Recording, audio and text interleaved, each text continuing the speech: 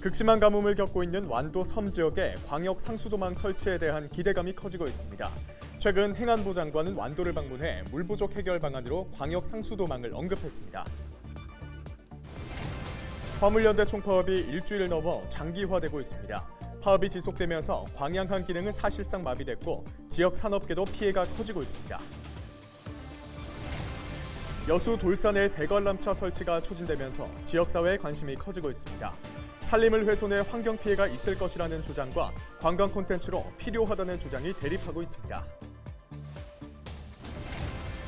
지난 주말 전남 곳곳에서 화재가 잇따라 발생했습니다. 순천에선 주택 화재로 2명이 숨졌고 강진에선 창고의 남부를 끓여던 남성이 화상을 입었습니다.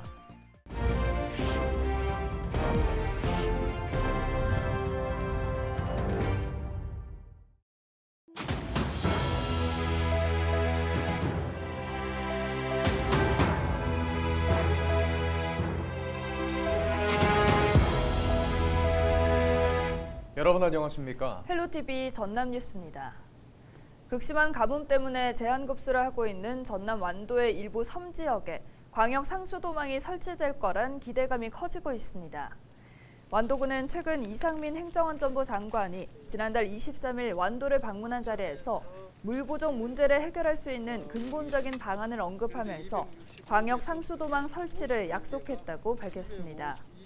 광역 상수도망은 장흥댐 물을 완도 섬 지역에 공급하는 것으로 사업비 1,700억 원이 소요될 것으로 전망되며 전남도는 설계비 15억 원을 내년 예산에 반영했습니다.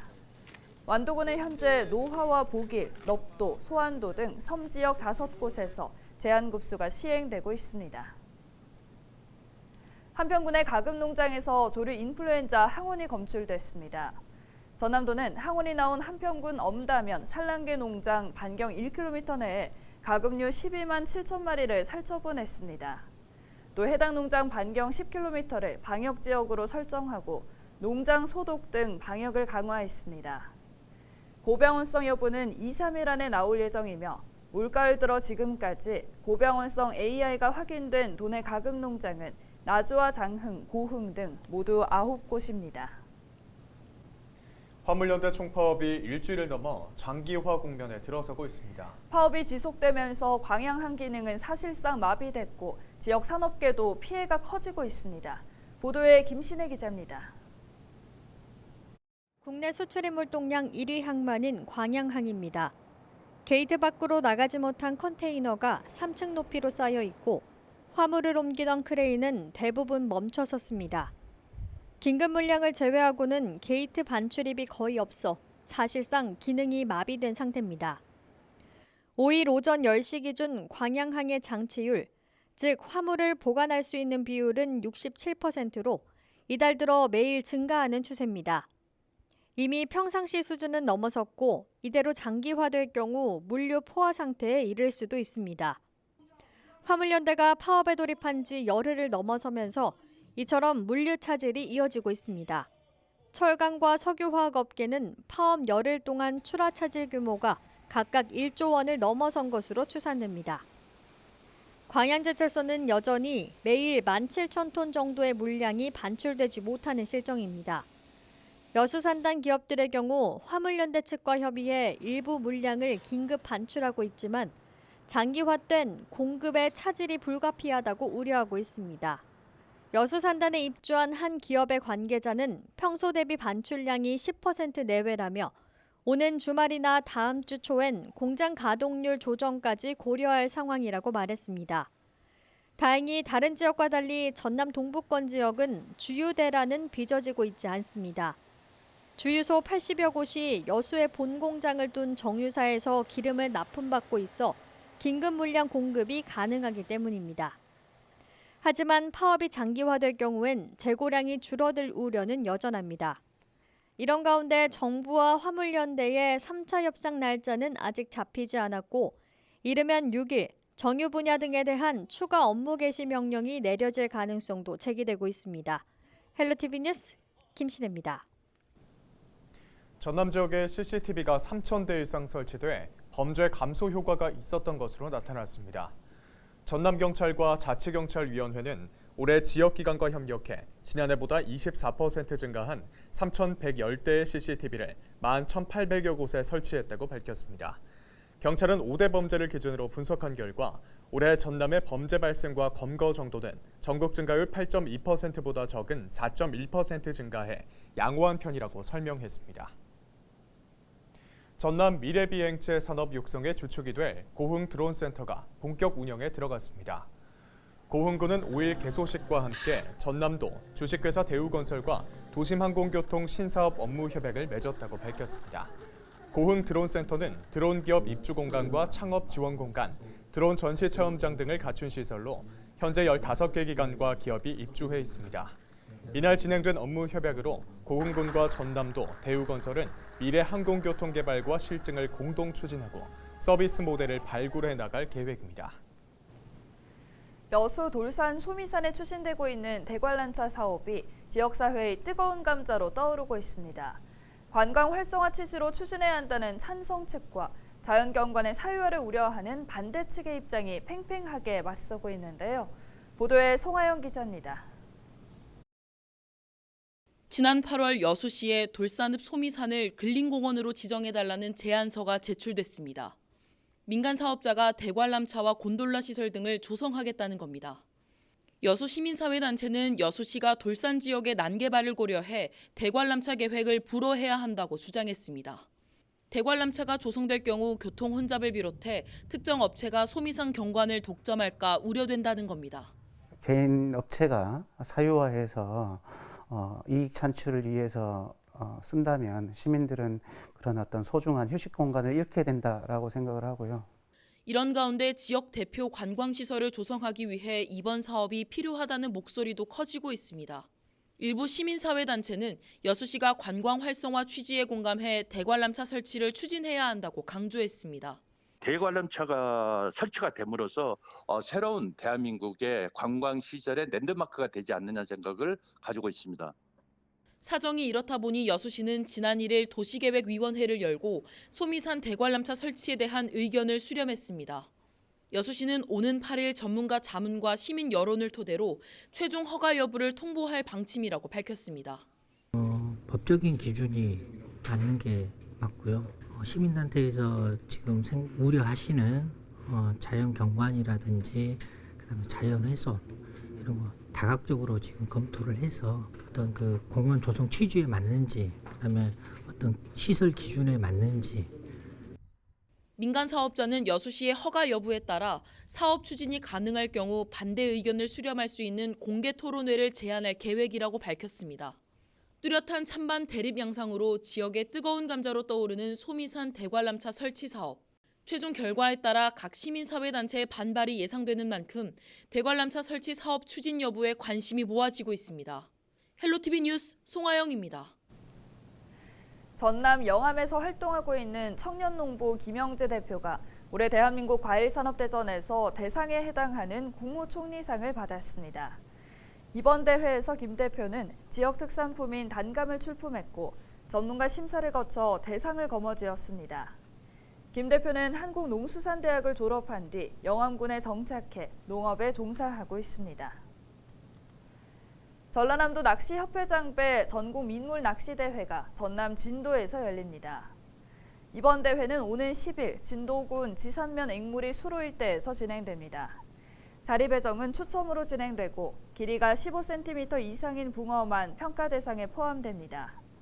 상금은 1위부터 3위까지 각각 500만 원과 200만 원, 50만 원이 지급되고 6위부터 10위까지는 특산품이 주어집니다. 지난 주말 전남은 화재로 얼룩졌습니다. 주택 화재가 잇따르면서 인명피해가 발생했는데요. 주말에 발생한 사건 사고 소식 고정민 기자가 정리했습니다.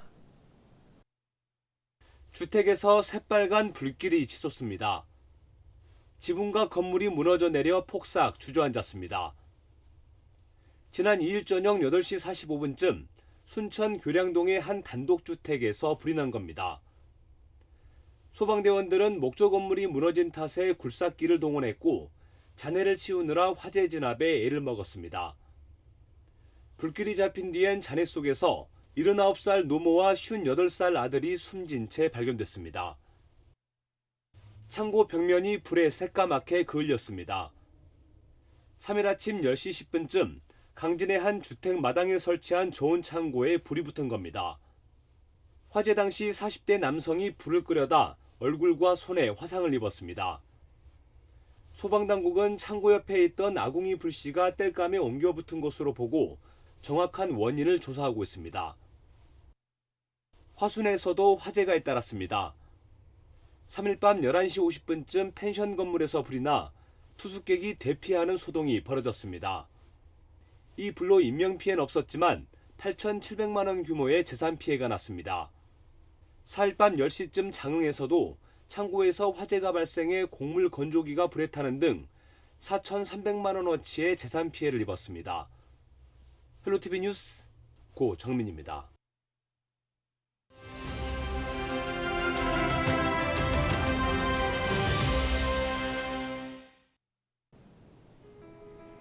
연말연시 TV와 라디오, 인터넷 포털에는 수출 경기 침체와 부동산 시장 냉각, 파업과 정책 뉴스가 가득합니다.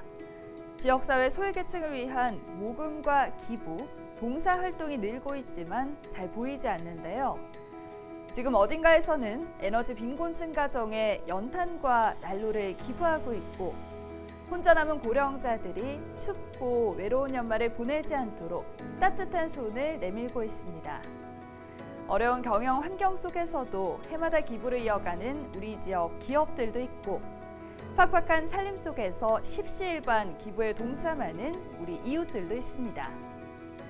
추운 겨울 온정의 소식들이 가득 차 더 따뜻한 연말이 될 수 있기를 바라고요. 바쁘게 달려온 한 해를 돌아보고 주위의 어려운 이웃에게도 관심을 갖는 연말을 기대해 봅니다. 데일리 브리핑이었습니다.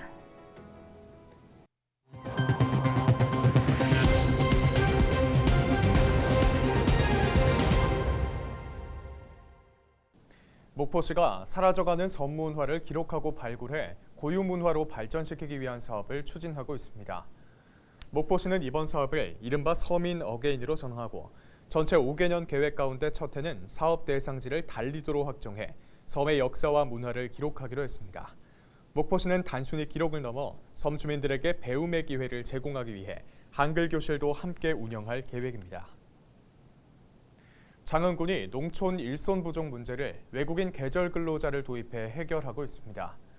장흥군은 2023년 외국인 계절 근로자 프로그램 참여 농가를 지난달 초까지 모집해 22명의 인력을 요청받았다고 밝혔습니다. 법무부 배정심사협의회 결정에 반영될 수 있도록 협의하는 등 심사 과정에 노력을 기울이고 있다고 설명했습니다. 계절 근로자는 영농철인 내년 4월 전후 90일 체류나 5개월 체류 비자로 입국할 예정입니다.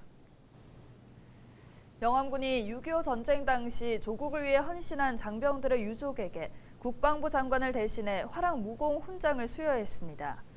영암군은 고 김영주 일병의 조카인 김봉석 씨와 고 최산옥 상병의 동생 최상기 씨에게 각각 화랑무공 훈장을 전달했습니다.